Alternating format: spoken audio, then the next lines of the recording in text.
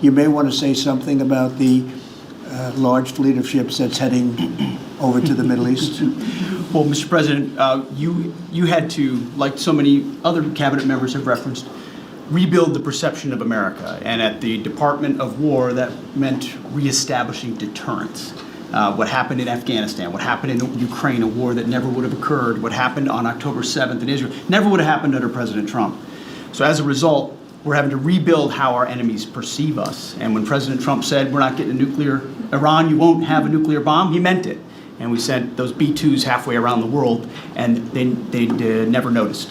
When he said, we're not going to tolerate trafficking drugs anymore in our hemisphere, we treat them like the Al-Qaeda of the Western Hemisphere, he meant it, and we're executing that. When you said, Mr. President, we're securing the border, the military was proud to do their part alongside Homeland Security to do that. Same thing with Iran right now, ensuring that they have all the options to make a deal. They should not pursue nuclear capabilities. We will be prepared to deliver whatever this president expects of the War Department. Warships are quietly sliding into position, radar screens glowing through the night, as a warning echoes across the region that this moment could change everything.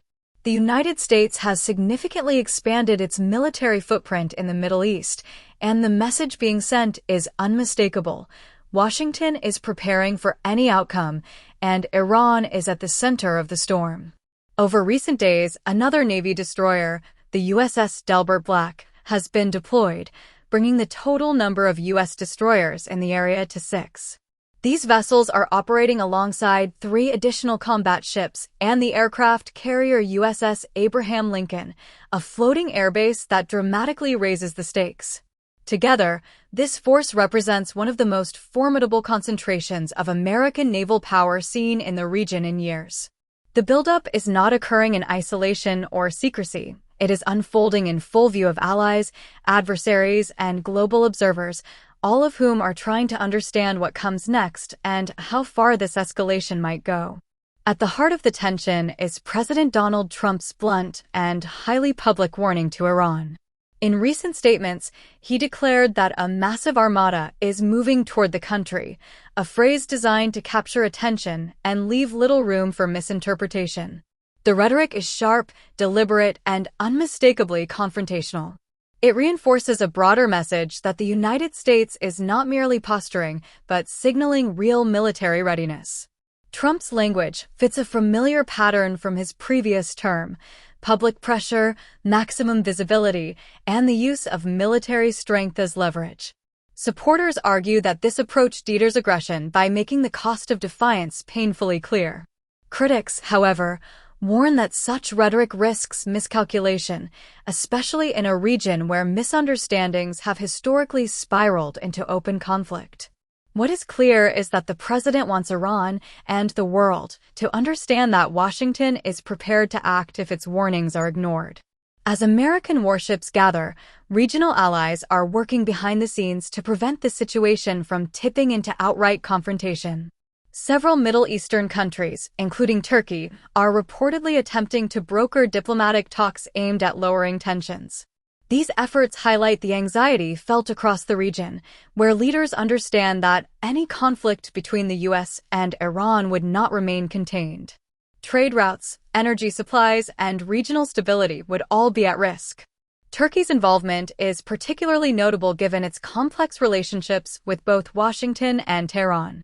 By pushing for dialogue, Ankara and other regional players are trying to create space for negotiation before military momentum becomes unstoppable.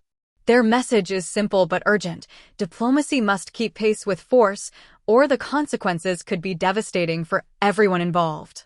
Inside Washington, the Pentagon is projecting confidence and readiness. Defense Secretary Pete Hegseth has publicly stated that the Department of Defense is fully prepared to carry out any orders issued by President Trump. His remarks emphasize a firm stance against Iran pursuing nuclear weapons, a red line that has defined U.S. policy for years.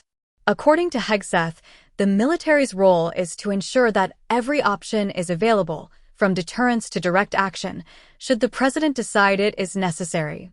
This posture is meant to reassure allies and deter adversaries, but it also underscores how seriously the administration is treating the current moment. The Pentagon's message is not one of inevitability, but of preparedness, signaling that plans are in place for a wide range of scenarios.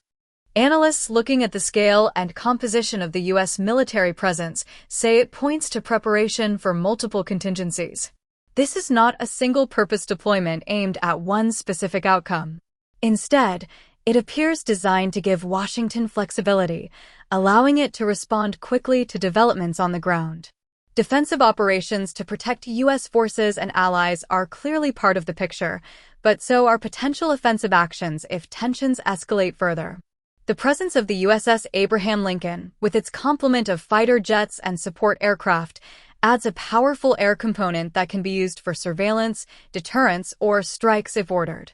Combined with destroyers equipped for missile defense and precision attacks, the force provides layered capabilities that suggest careful planning rather than impulsive movement.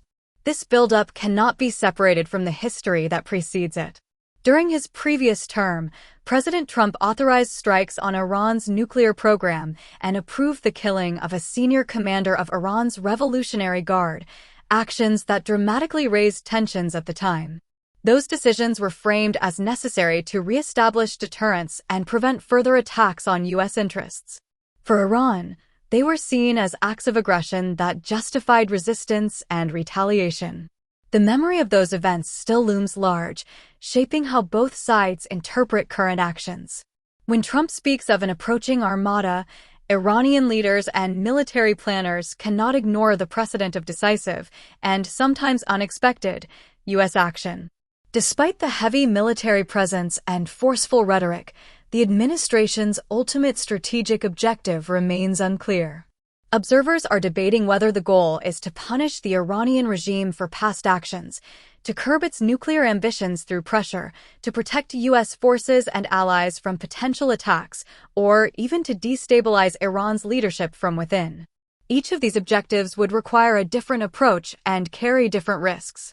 Punitive strikes might satisfy calls for accountability, but could provoke retaliation. Efforts focused on nuclear restraint might push Iran back to negotiations, or they could harden its resolve. Protecting U.S. forces is a constant priority, but even defensive moves can be perceived as hostile. This uncertainty adds to the tension, as Iran and regional actors are left guessing about Washington's true intentions. Beyond what is visible on the surface, experts believe a great deal may already be happening out of sight. Covert diplomacy, cyber operations, and classified intelligence activities are widely assumed to be underway. Quiet channels of communication often exist even when public rhetoric is harsh, allowing messages to be exchanged without political cost. Cyber operations, in particular, have become an increasingly important tool in modern conflict, capable of disrupting systems and sending warnings without a single shot being fired. These unseen actions may be designed to slow Iran's nuclear progress, gather intelligence, or apply pressure in ways that are less likely to trigger open warfare. While the public sees warships and headlines, much of the real maneuvering may be happening in the shadows. If the situation were to escalate further, analysts outline a wide range of potential military targets and responses. Possible U.S. targets could include Iranian military installations, air defense systems, research facilities, nuclear infrastructure, and even key figures within the regime. Each option carries significant consequences and risks of escalation. Iran, for its part, is believed to have multiple retaliation options, from missile strikes and proxy attacks to cyber operations and disruptions of shipping lanes. The Strait of Hormuz, through which a significant portion of the world's oil supply passes, would be a particularly sensitive flashpoint. Any conflict affecting that corridor would have immediate global economic implications, driving up energy prices and unsettling markets worldwide. Yet, even as these scenarios are discussed, there is a strong emphasis on the idea that military force is not the only tool available, and perhaps not the most effective one.